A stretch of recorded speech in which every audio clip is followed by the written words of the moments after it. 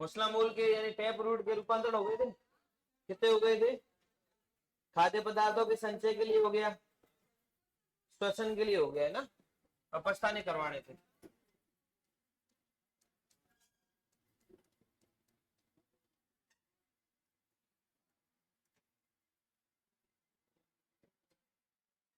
अपस्थानिक मूल के रूपांतरण की बेटा बात करें तो सबसे पहले भोजन संग्रहण करने के लिए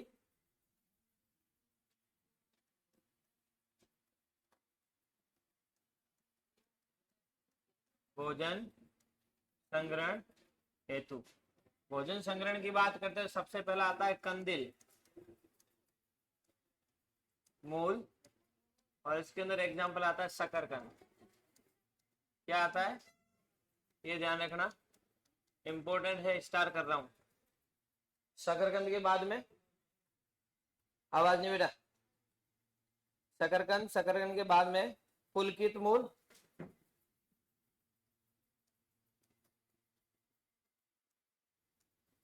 इसमें एग्जाम्पल हम लिखेंगे डहेलिया और शतावरी।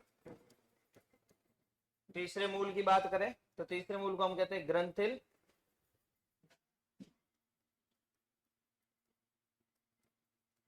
आपने देखा होगा हल्दी देखिए, और एक आखी हल्दी कहते हैं अदरक जैसी, जिसको हम बोलते हैं आंबा हल्दी,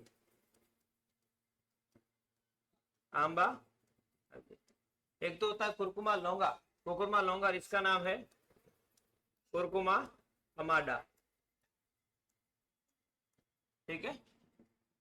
फिर मालाकार, और मालाकार मूल के अंदर हम बात करेंगे करेले की, कलेरे जो करेला है उसके ऊपर छोटे छोटे दाने पाए जाते हैं। और फिर आ जाती है वलयाकार, वलयाकार में हम बात करेंगे आई पिकॉक, एक प्लांट है, मोर नहीं है बेटा, ठीक है, आई पिकॉक।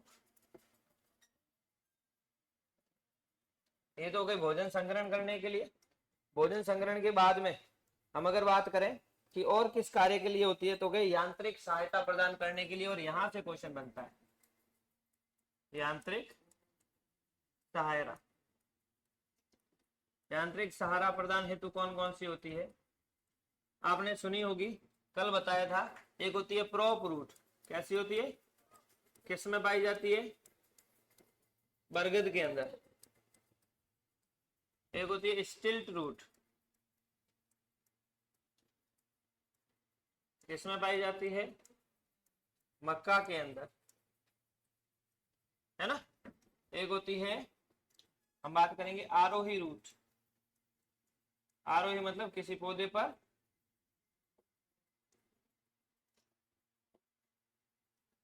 आरोही मूल, हम कह सकते हैं अमरबेल, या हम कह सकते हैं ऑर्किड, वैसे, ठीक है। तो ये मूल के रूपांतरण है। मुस्ला मूल पहले हमने कर ली, ये कौन सी मूल है, अपस्थानिक मूल। मूल वाला टॉपिक जो है वो अपना यही खत्म हो जाता है। इसी तरह हम किसकी बात करेंगे, तने की या स्टेम की बात करेंगे। हाँ बेटा अब बताओ स्टेम किसे कहेंगे, परिभाषाएं बतानी है, जैसे हमने मूल की बताई थी, जड़ की बताई थी, वैसे ही हमें तने की बतानी है। बताओ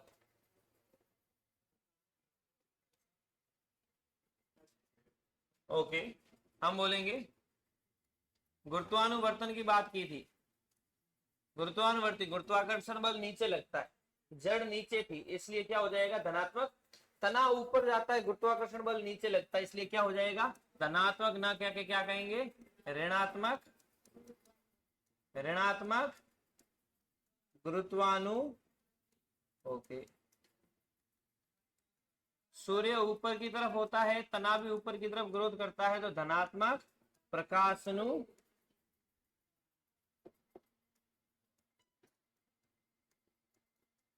और बात करेंगे जल के लिए धनात्मक भी हो सकता है और ऋणात्मक भी हो सकता है, लेकिन मोस्ट ऑफ हम कहते हैं कि भाई तना है जो जल को क्या करता है ऊपर की तरफ चढ़ाता है, तो धनात्मक जलानुवृत्ति,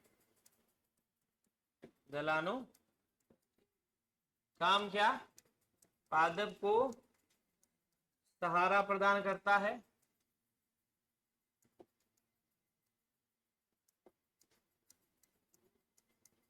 और क्या बोलेंगे, तने पर क्या पाया जाता है बेटा, पर्व, पर्व संधियां और पर्ण और पुष्प पाए जाते हैं। समझ में आया? ओके।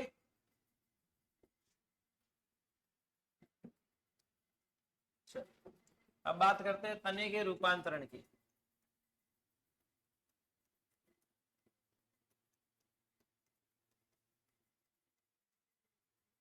तने का रूपांतरण देखें तो तने 3 प्रकार से रूपांतरित होते हैं। एक बात करेंगे हम भूमिगत तने, यहां से क्वेश्चन आता है, अर्धवायवीय तने और वायवीय। भूमिगत की हम बात करेंगे, इसमें कौन कौन आता है, कंद, प्रकंद, घनकंद और शल्ककंद।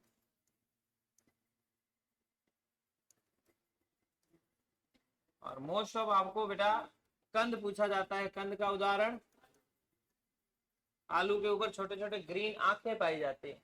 Chandni Chowk to China movie देखी थी? नहीं, जिसने देखी थी उसमें आलू अक्षय कुमार के पास में था और बार बार कह रहा था कि आलू में बप्पा आ गए, मतलब गणेश जी आ गए। क्यों? क्योंकि उसमें जो ग्रीन स्पॉट एंड आंखें इस प्रकार से थी कि आंखें और नोज लंबी तरीके से लग रहा था, है ना। तो वो आंखें ही जो होती है वही आलू के अंदर क्या होती है, रिप्रोडक्टिव पार्ट होती है। प्रकंद, अदरक के अंदर, बनाना यानी केला के अंदर। घनकंद, जमीकंद के अंदर। और शल्ककंद, प्याज के अंदर और लहसुन के अंदर।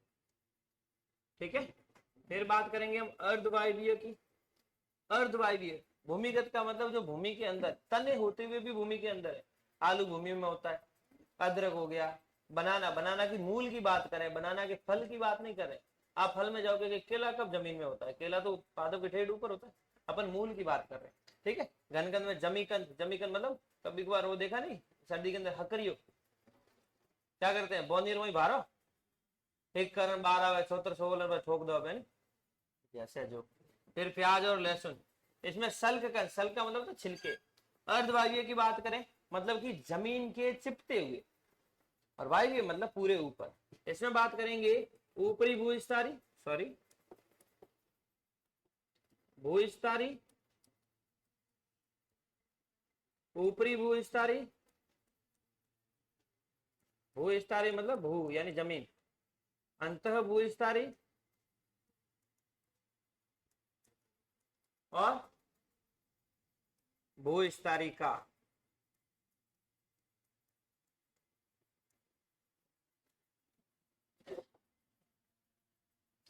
देखो भूविस्तारी और भूविस्तारिका दोनों एक जैसे। इस भूविस्तारिका को ऑफसेट भी बोला जाता है। आपने ऑफशूट नाम सुना होगा, वही है किसमें, जलीय पादप में। जैसे किसमें, जैसे हम बात करेंगे जलकुंभी में, इकोनिया कहते हो। वही भूविस्तारी की बात करें तो दूब घास नाम सुना होगा आप, दूब घास में पाया जाता है। ठीक है। ऊपरी भूविस्तारी और अंत भूविस्तारी के एग्जाम्पल अगर आपको बताएं, ऊपरी भूविस्तारी के अंदर नहीं, ऊपरी भूविस्तारी में घास हो गया, स्ट्रॉबेरी हो गया,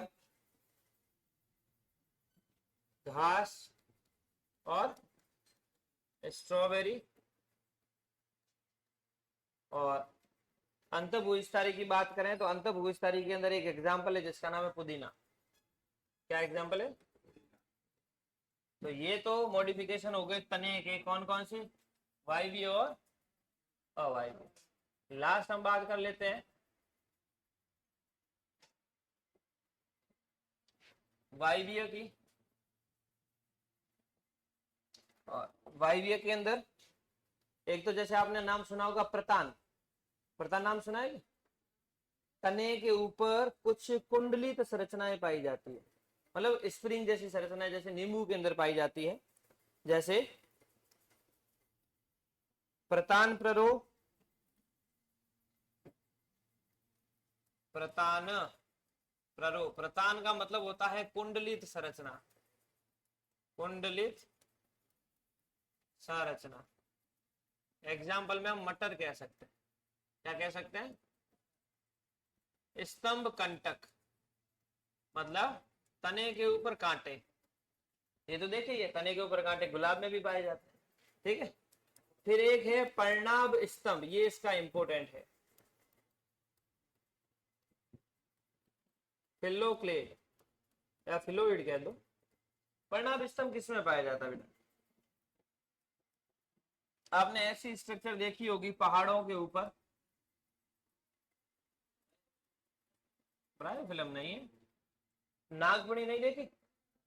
नागमणि में हम क्या कहते हैं कि जो तना है ये क्या है? पर्णाभ स्तंभ।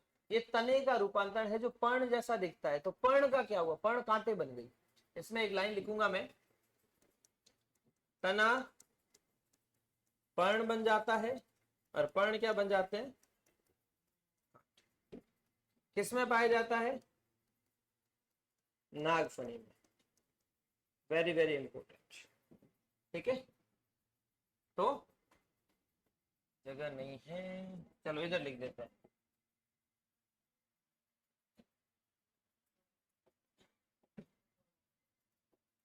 एक तो बात कर ली हमने प्रतान प्ररोह की, प्रतान प्ररोह के बाद में स्तंभ प्ररोह, स्तंभ कंटक, पर्णाभ स्तंभ, फिलोक्लेड, और फिर होता है एक पर्णाभ पर्व।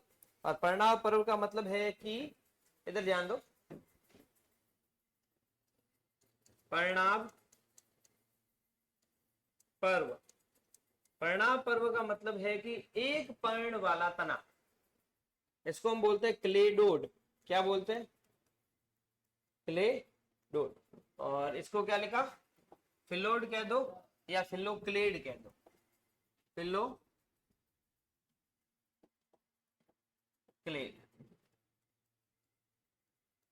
तो इसमें हम कहेंगे एक पर्ण, ये भी ऐसी ही संरचना होती है जिसमें सिर्फ एक पर्ण हो, उसको हम बोलते हैं पर्णाभ पर्व। एक पर्ण वाला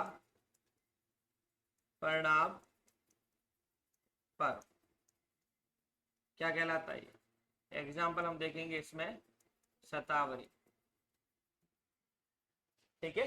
और एक लास्ट इसका है 500, ये हो गया पहला, दूसरा, तीसरा, चौथा और पांचवा। पत्र प्रकलिका। पत्र प्रकलिका का मतलब होता है कलिकाएं पाई जाती है। ब्यूल बिल इसका आंसर है, बुल बिल इसका उदाहरण है, ठीक है। कलिकाएं पाई जाती है इस तरीके से, ओके। तो ये तो हो गई जड़ के रूपांतरण, और जड़ के साथ में किसके रूपांतरण बेटा? तने के रूपांतरण। अब नेक्स्ट स्ट्रक्चर हम देखते हैं, तने का कार्य क्या है? सारा प्रदान करना, वो तो हमने ऑलरेडी देख लिया। हाँ बेटा, लीफ, क्या कहेंगे लीफ के अंदर? पर्ण का कैसा भाग? पर्ण का हरा भाग, जो तने के ऊपर लहराता रहता है हवा में। इसकी हम स्ट्रक्चर देखते हैं, संरचना देखते हैं। ये तो हो गया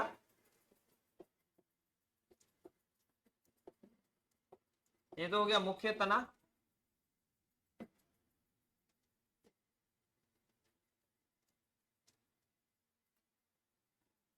ये मुख्य तना।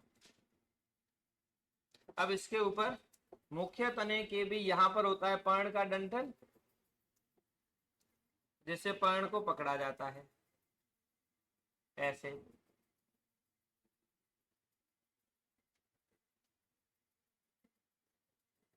अब इसके बाद में बात करेंगे कि इसके ऊपर एक फ्लैटेंड संरचना पाई जाती है, इस तरीके से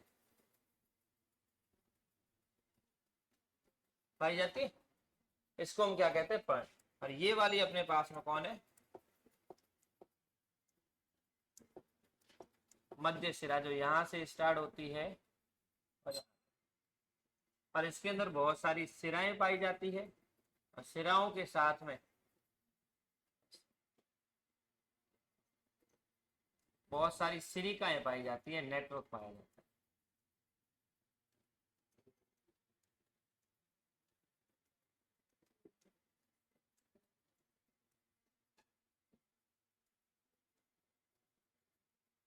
समझ में आया? अब ये पर्ण तो हम देखते हैं नॉर्मल चीज है, अब इसके भाग देखो। इसको तो हमने क्या बोला, ये क्या है, तना। अब तने का ये आधार दिख रहा है आपको, ये वाला पार्ट, ये इसको हम बोलते हैं पर्णाधार, लीफ बेस, जो क्या करता है, पर्ण को तने से जोड़े रखता है। उसके बाद में ये वाला पार्ट है, इसको बोलते हैं पर्णवृंत, पर्णवृंत पीटियोल कहते हैं, जो पर्ण को तने से यानी कि पर्ण को पर्णाधार से जोड़े रखते हैं। और ये पूरा ऊपर वाला भाग क्या कहलाता है, पर्ण फलक। क्या कहलाता है, लेमिना कहते हैं। ये आधारीय भाग है ना, पोडियम बोला जाता है लीफ को। और ये नीचे की तरफ है, इसलिए इसका एक और नाम है हाइपो, हाइपो मतलब नीचे, पोडियम मतलब पर्ण, हाइपो पोडियम। इसकी बात करेंगे, बीच में है इसलिए मीजो पोडियम, और ये सबसे ऊपर है इसलिए एपी, एपी पोडियम। समझ में आया? कोई दिक्कत नहीं, आगे चलते हैं। ये वाला पार्ट सबसे बीच में है, ये क्या कहलाएगा, मध्य सिरा, मिड रिब कहते हैं। इसके बाद में ये मध्य सिरा से सीधे निकल रही है, वो क्या कहलाती है, शिराएं। क्या कहलाती है, जिसको हम बोलते हैं वेन्स।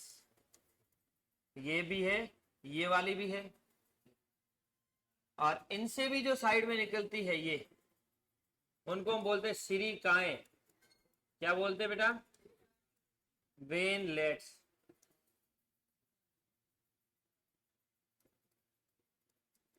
वेन, समझ में आया? और ये सबसे ऊपर की तरफ है, इसको बोला जाता है पर्णशिश, लीफ एपेक्स।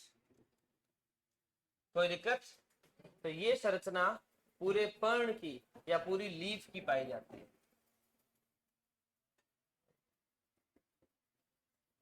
ओके, अब पर्ण है तो हम पर्ण के अंदर बहुत सारी चीजें पढ़ते हैं। क्या क्या चीजें पढ़ते हैं? सबसे पहले तो पर्ण है तो तने से स्टार्ट हुई। अब एक विशेष संरचना इधर ध्यान देना बेटा, एक इसमें विशेष संरचना रह गई। देखो बेटा, जो पर्णाधार है ना, ये वाला, सॉरी, पर्णाधार के ऊपर पर्णवृंत है ना, पर्णवृंत के दोनों तरफ इस तरीके की संरचनाएं पाई जाती है, कांटे जैसी, ऐसे।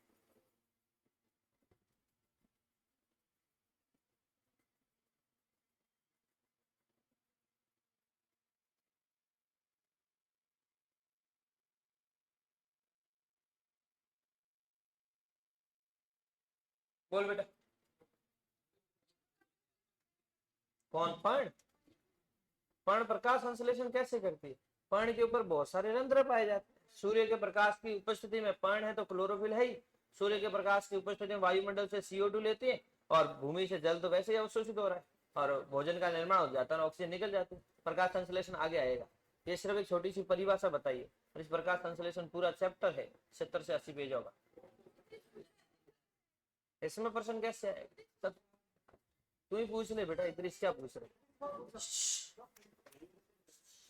सबसे पहला क्वेश्चन आएगा कि इस पर्ण में, पर्ण का सबसे निचला भाग पर्णाधार, पर्णाधार को पर्णवृंत से जोड़ता है, सॉरी, पर्णाधार को पर्णशीर्ष या पर्णफलक से जोड़ता है, पर्णवृंत। ठीक है, फिर जिनमें, अरे कोई कोई लीफ जैसी होती है जिसके अंदर ये पीटियोल होता है और जिसमें नहीं भी होता, तो नहीं होता है उन पर्णों को हम सेसाइल पर्ण कहते हैं, यानी कि अपर्णवृंतीय, अवृंतीय। ठीक है ना? फिर बात करेंगे, ये जो मैंने लाल कलर की संरचनाएं बनाई है, इन लाल कलर की संरचनाओं को बोला जाता है अनुपर्ण। क्या बोलते हैं बेटा? अनु, इंग्लिश में बोलते हैं स्टिप्यूल। कुछ लीव्स ऐसी रहती है जिनमें ये स्टिप्यूल होते हैं, तो उन लीव्स को अनुपर्णी लीव्स बोलते हैं। और कुछ ऐसी होती है जिनमें स्टिप्यूल नहीं होते हैं, तो उसको अनुपर्णी पर्ण भी बोला जाता है। इंग्लिश में बोलते हैं स्टिपुलेट लीव और एक्स स्टिपुलेट लीव। ये बिल्कुल अपन जिस टाइम सूत्र लिखते हैं ना, पुष्प सूत्र, उसमें ये मेंशन भी होता है। पर्ण की संरचना समझ में आई? अपर्ण की संरचना में भी हम आगे चल करके टाइप पढ़ते हैं कि पर्ण के बीच में ये जो नेटवर्क है ये क्या कहलाता है। इसको अपन शिरा विन्यास बोलते हैं, जो या तो जालिकावत हो सकता है या समानांतर हो सकता है। पर्ण के प्रकार भी पढ़ते हैं, सरल पर्ण और संयुक्त पर्ण। संयुक्त पर्ण के प्रकार की पढ़ते हैं, हस्ताकार और पिच्छाकार। पर्ण किस प्रकार से विन्यासित है एक तने के ऊपर, उसके विन्यास भी होते हैं कि सर्पिल है, एकांतर है, सम्मुख है या चक्रिक है ना। इस स्टिप्यूल के प्रकार भी पढ़ते हैं, पर्णवृंत के प्रकार भी पढ़ते हैं। तो आप ये करो, स्टार्ट किए, 3 स्लाइड बना दो। 3 स्लाइड बनाने के बाद में अपन इसके आगे का करते हैं, ठीक है।